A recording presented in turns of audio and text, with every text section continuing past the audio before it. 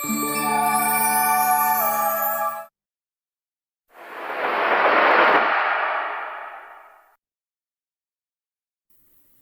diawali saat Hwan yang menjelaskan dia paham akan keindahan mengukir meskipun tidak bisa melihat, namun cukup meraba dan merasakan keindahan itu.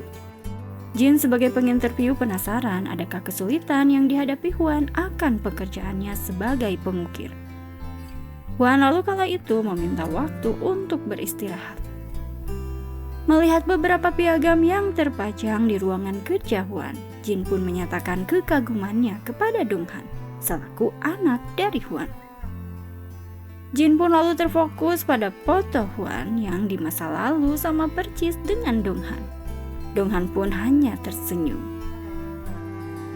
Jam berbeda memberi ayahnya minum, Donghan mendengar keluhan ayahnya yang kelelahan karena syuting tadi. Donghan pun lalu menerima telepon dari kantor polisi yang memberitahunya bahwa Ibu Hye, ibu kandung dari Donghan, telah ditemukan. Pergi melihat fakta bahwa ibunya telah menjadi kerangka yang dilansir kematiannya 40 tahun yang lalu. Diasumsikan bahwa kematiannya karena dibunuh. Polisi pun lalu menyerahkan penemuan identitas dari Hye.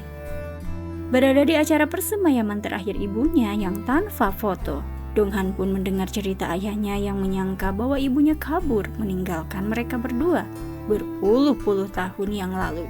Namun tak menyangka akan menjadi seperti ini. Saat itu datang Jin yang melayat dan tak disangka oleh Donghan beberapa orang yang baru ia temui yang mengaku saudara dari ibunya datang melayat. Mereka lantas membicarakan warisan Hye yang dijelaskan bahwa karena Hye minggat dari rumah, maka tidak ada hak atas warisan tersebut bagi Donghan. Donghan saat itu tidak mempermasalahkan, namun ia hanya meminta foto dari ibunya. Dijelaskan oleh uanya bahwa Hye tidak suka berfoto karena punya wajah buruk rupa. Donghan pun hanya olohok tak mengerti. Berada di luar, Donghan pun menguping Jin yang tengah menelepon produser meminta agar cerita dari istri Hwan diangkat karena lebih menarik. Membuat Donghan pun menghela nafas. Di dalam ruang jenazah, keluarga Hye beserta anak dan suami yang memperhatikan jenazah. Namun bibi Donghan merasa jijik dan bergegas keluar. Ia malah menarik kain alas tengkorak Hye yang langsung menjatuhkan kepala tengkorak Hye. Saat itu membuat Donghan geleng-geleng akan kelakuan dari bibinya. Di luar ruangan jenazah, Donghan dihubungi oleh Jin yang mempertanyakan toko garmen Cheongpun tempat ibu Donghan dulu bekerja. Donghan pun lalu membenarkan bahwa Cheongpun adalah tempat ibunya bekerja dahulu. Bersama Jin menemui orang-orang yang mengenal mendiang ibunya, Donghan lalu mengaku sebagai penulis dan Jin sebagai wartawan. Mereka meminta penjelasan teman-teman Hye yang satu tempat kerja di garmen Cheongpun terkait penemuan tengkorak Hye yang ditemukan di dekat garmen setelah diasumsikan kematian 40 tahun lamanya. Teman-teman Hye menginfokan bahwa Hye si buruk rupa karena memang bermuka jelek. Mendengarnya Donghan sangat kesal. Sembari tertawa, teman-teman Hye pun menceritakan bahwa Hye kelakuannya sangat aneh dan juga konyol. Dia yang ingin ke toilet saat bekerja, namun karena toilet mengantri, Hye pun kembali bekerja malah dodon di celananya. Jin pun mempertanyakan adakah yang punya masalah dengan Hye kala itu.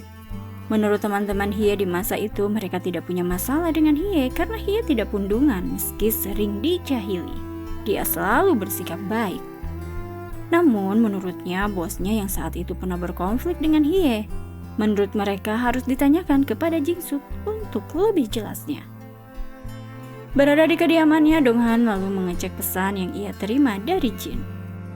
Esok harinya bersama Jin menemui Jin-suk yang mengaku menjahati Hye dan sering mengandalkan Hye sebagai asistennya. Namun kala itu Jin-suk melihat ketulusan Hye dan ia pun menceritakan bahwa ia diperkosa oleh bos garmen. Mengetahui Jin-suk berhenti bekerja, Hye tumben-tumbenan komplain kepada pemilik garmen dan menyatakan bahwa Jin-suk berhenti bekerja karena telah dijahati oleh pemilik garmen. Pemilik garmen yang tidak terima meminta Hye untuk pergi. Hari berbeda, pemilik garmen melihat secari kertas yang menyatakan bahwa pemilik garmen pemerkosa. membuat aneh orang-orang yang melihatnya. Sontak saat itu membuat murka pemilik garmen dan memberhentikan Hye dari pekerjaannya. Jinsuk berujar dia seharusnya tidak menceritakan semuanya kepada Hye. Jam berbeda menemui pemilik garmen, namun Donghan yang kebauan sembari melihat foto-foto di dinding pemilik garmen. Jin yang bersikap hangat sembari memberi uang kepada pemilik garmen. Jin pun lalu mempertanyakan terakhir kali melihat Hye. Mengingat Hye si buruk rupa, pemilik garmen mencurigai sepertinya kematian Hye belum terungkap. Padahal suami tunanetranya yang membunuhnya. Sontak Donghan dibuat kaget. Pemilik garmen lalu menceritakan bahwa kala itu Hwan datang menghadapnya menunjukkan bakatnya mengukir stempel.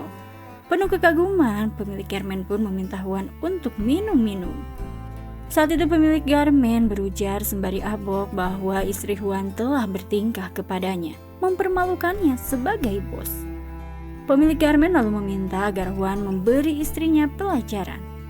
Hwan pun langsung kala itu meminta maaf kepada pemilik garmen. Diketahui bawahannya, Hwan membawa istrinya yang sudah tak berdaya dan menjatuhkannya. Para bawahan pemilik garmen lalu menguburnya dengan baik, makanya sulit diketahui jenazah kematian Hye. Sontak kala itu Dongham mengamuk mempertanyakan kebohongan dari pemilik garmen. Jin yang meminta berhenti, saat itu Donghan lalu merusak kamera yang disembunyikan di dalam tas Jin. Dan ia pergi tanpa pamit, membuat Jin pun amat kepusingan. Di dalam rumahnya, Donghan jujur bahwa ia baru pulang dari rumah pemilik garmen. Donghan mempertanyakan mengapa ayahnya harus meniadakan ibunya. Hwan yang duduk lemas mengakui bahwa saat itu hidup sangat sulit. Dan lewat jalan pemilik garmen yang selalu mendukungnya, pertemuan dengan Hye juga membuatnya senang, karena Hye salah satu orang yang kagum akan tulisan stempel buatannya. Saat itu menurutnya kedekatan terjadi saat Hye membawakan nasi kepal untuknya. Dan pada akhirnya menikahi Hye penuh kebahagiaan orang-orang yang melihatnya, termasuk pemilik garmen yang mengabadikan momen tersebut dengan berfoto. Sampai pada akhirnya Donghan lahir membuat keluarga kecilnya begitu lengkap. Namun saat Chunggil datang bertamu, Chunggil menginfokan bahwa tidak lihat wajah istri lebih baik, namun akhirnya berkata bahwa wajah Hye jelek seperti monster. Saat itu membuat hati Hwan sontak terkoyak. Betapa bodohnya tidak bisa membedakan wajah cantik atau tidak. Menyadari selain orang-orang yang meremehkan ketidakmampuannya melihat, juga istrinya sama saja menurutnya meremehkannya. Puncak kemarahan saat Hye tidak pernah mendengarkannya, yang selalu berseteru dengan pemilik garmen. Padahal sebagai suami ia sudah meminta jangan membuat masalah lagi. Kemurkaannya saat itu pada Hye membuat Hye pun kehilangan nyawa. Dan Hwan pun mengakui bahwa ia membuang jasad istrinya ke jurang. Hwan lalu meminta agar Donghan memahami kesulitan yang dialaminya di masa lalu.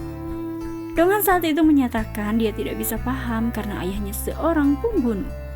Donghan pun kala itu pergi membawa ketidakmengertian. Bertemu dengan Jin, Donghan meminta agar Jin menyelesaikan dokumenter ayahnya. Jin pun lalu menceritakan bahwa ia diberitahu foto Hye yang diambil pemilik garmen saat merekrut Hye menjadi pegawainya. Jin lalu memberi foto tersebut kepada Donghan dan pamit pergi.